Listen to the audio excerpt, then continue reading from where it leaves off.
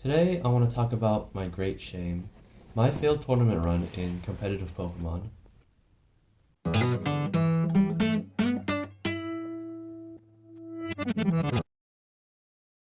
Let's set the stage.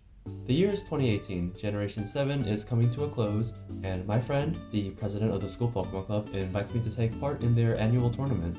And this was a super fun event, so 8 senior members of the club would serve as gym leaders, and they would be posted at different locations around campus at least once a week. Each of the gym leaders would have a monotype team, but were allowed one exception Pokemon that could be any type. Competitors would build teams that fit the Pokemon Showdown OU format, and had a 2-month window to challenge all of the gyms, and if you managed to win all 8 gym badges, you qualified for the final bracket at the end of the event.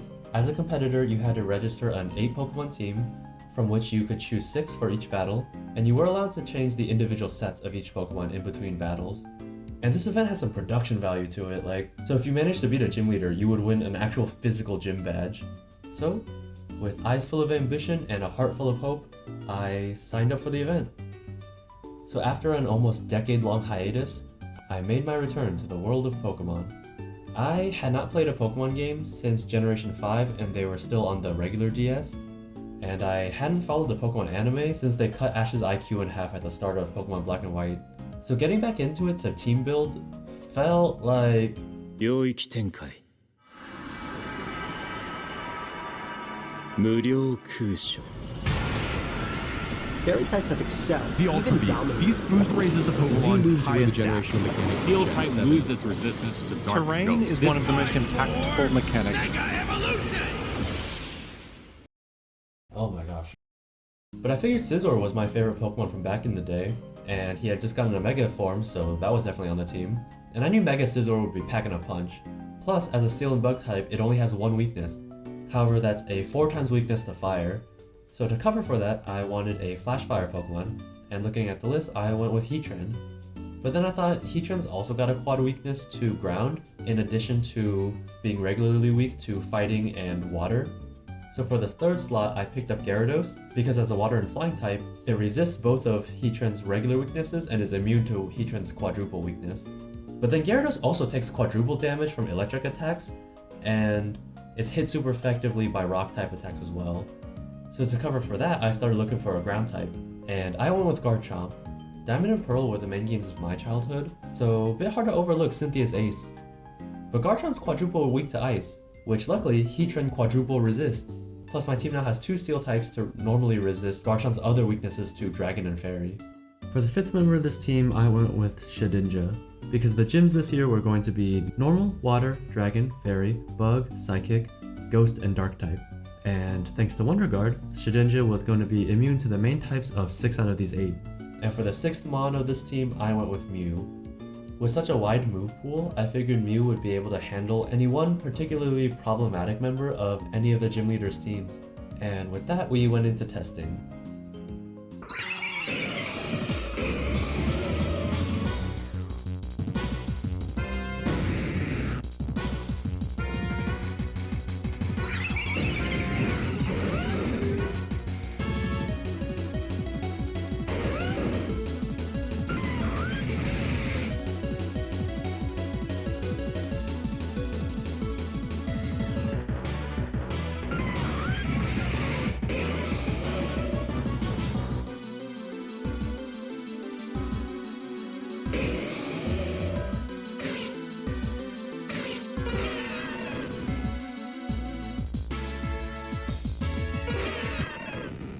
Okay, back to the drawing board.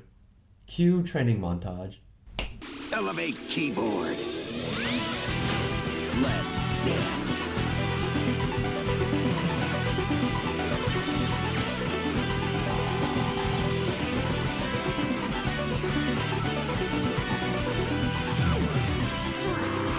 Elevate keyboard.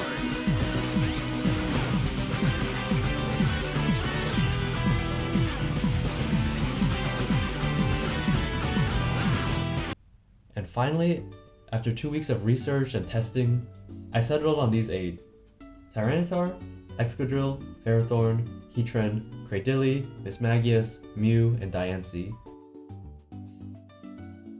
With a heavy heart, I had decided to leave my boy Scizor behind, but I had stuck with the philosophy of building my team around defensive synergy. Now in hindsight, was this team prediction reliant and had a few fatal flaws? Yes, but I loved this team. I loved the playstyle I had developed, and I was ready to go into the tournament. And there was no question which gym I was challenging first. My friend Orange, president of the Pokemon Club, and the water type specialist of this gym challenge. Welcome to the Coral City Gym. My name's Orange, the stormy weatherman and our region's resident water-type gym leader. As for the forecast, I'm predicting a cold front from the north, cloudy skies, temperatures in the low 50s, and 100% chance of rain. So, Challenger, if you're ready, hope you brought an umbrella. Okay, so this is the team of 6 we brought for this battle. We have a support set on Tyranitar, because its main role in this team is to set up the field with Stealth Rocks and Sandstorm, which will provide a 50% boost to the special defense of all rock types, including Tyranitar himself, Cradilly, and Diancie, who's here because in its Mega form, it gets Magic Bounce, which will reflect any status moves back at the opponent's team, and it's fast and strong enough on both physical and special attack to be a pretty good mixed sweeper. But its move pool isn't particularly deep, so I gave it Explosion just in case we desperately need to get rid of anything. Our main sweeper is going to be Excadrill over here. We have Ferrothorn as our physical wall, and with both Iron Barbs and Rocky Helmet, opposing Pokemon will lose a little bit less than 30% of their max health after hitting Ferrothorn with a contact move. And for our main special wall, we have Cradilly. Assault Vest gives it an additional 50% boost to special defense on top of the Sandstorm buff, but it locks it into only using attacking moves. But we basically have a pseudo support set.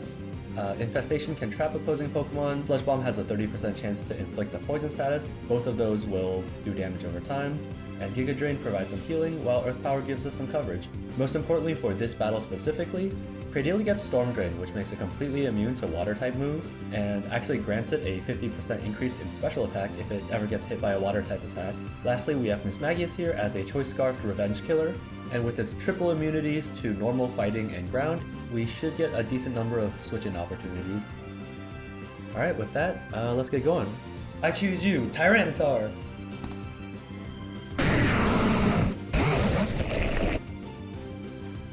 Tank growth, huh?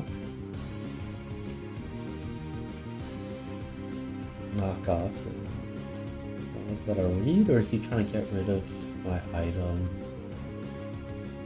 Okay, I think that's okay. I think it's okay to lose. I think it's okay to lose Smooth Rock, because with Pelipper on the opposing team, weather's going to be getting reset quite a bit anyways. I think it's not that big a deal.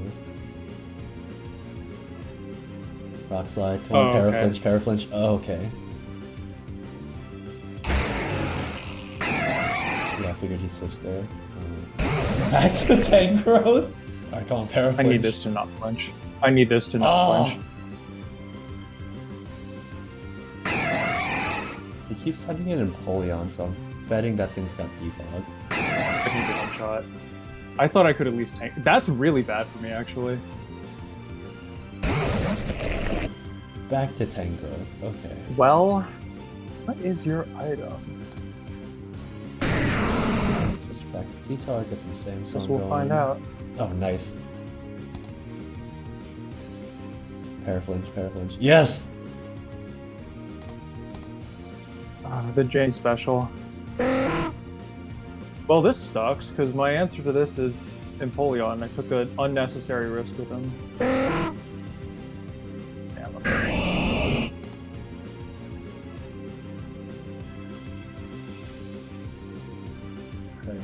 Just use Earthquake.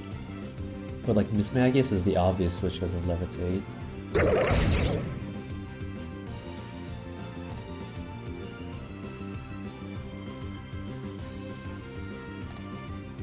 Oh, he's got rocks? Back to tank growth.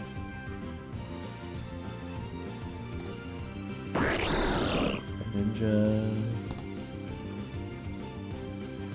Hidden Power Fire. I hate the way you use Protect. The way you just like, you'll just click it out of nowhere with like no recovery or anything. I use Protect for like information gathering. Exactly, yeah. It's just that, like, man, I wish you wouldn't do that. Oh. Please T-wave me. Yes! Thank you! Oh. I see.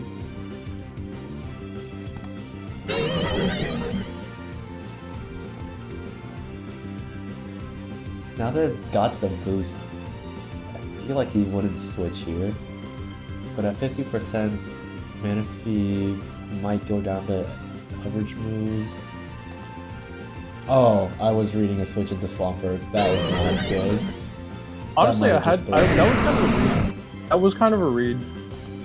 Do I need this for anything else? No, I don't think so. Admit, I did not think that you were going to do that. Oh, at least you're Yeah, figured this was coming.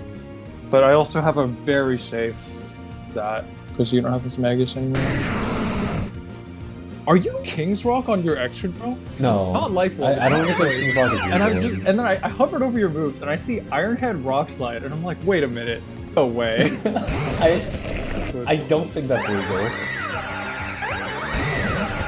That was the play. Oh, that was a waste.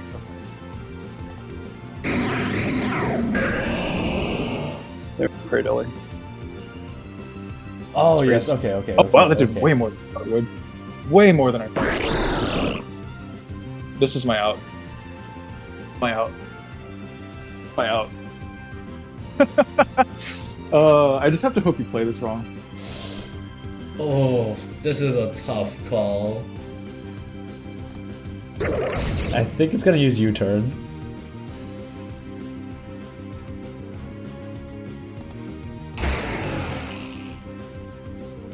Fire is not a move. Okay, this is the moment of truth. This is the moment of truth. Okay. Moment of truth. So we might as well just go for Surprised it. how close this game was. Are you faster than Sand? Go! Holy!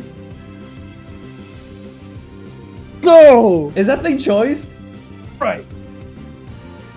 Right. Let's go! Hidden power fire! Let's wrap this up, Greninja. Yeah! No! Fair enough. Yes,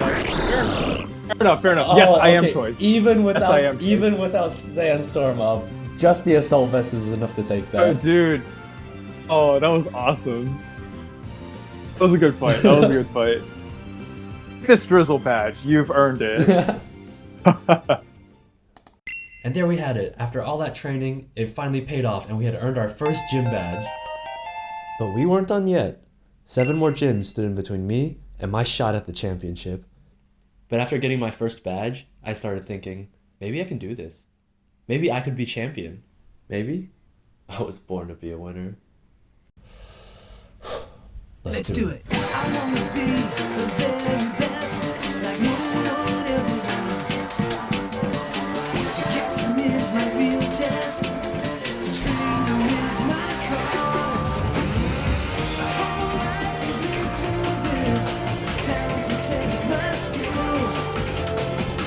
I know I just can't miss, gonna show the world. Now having won 7 gym badges without a hitch, I approached the final gym, Owen, the psychic gym leader. And,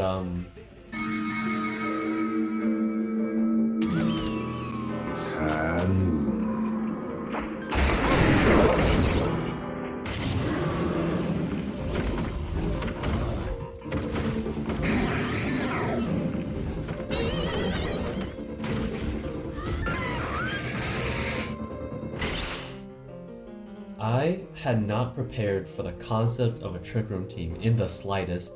This team completely destroyed all the game plans I had. Trick Room had turned Sandrush and Choice Scarfs against me, and his Magic Guard Pokemon completely ignored all the passive damage my team used to break through walls.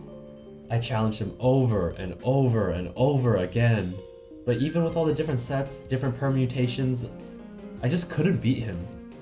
But the final day of the event, I prepared my team, ran through a bunch of mental simulations, and I came up with a strategy with my Mew that I was fairly certain could handle his Trick Room team. It's the final day of our challenge window.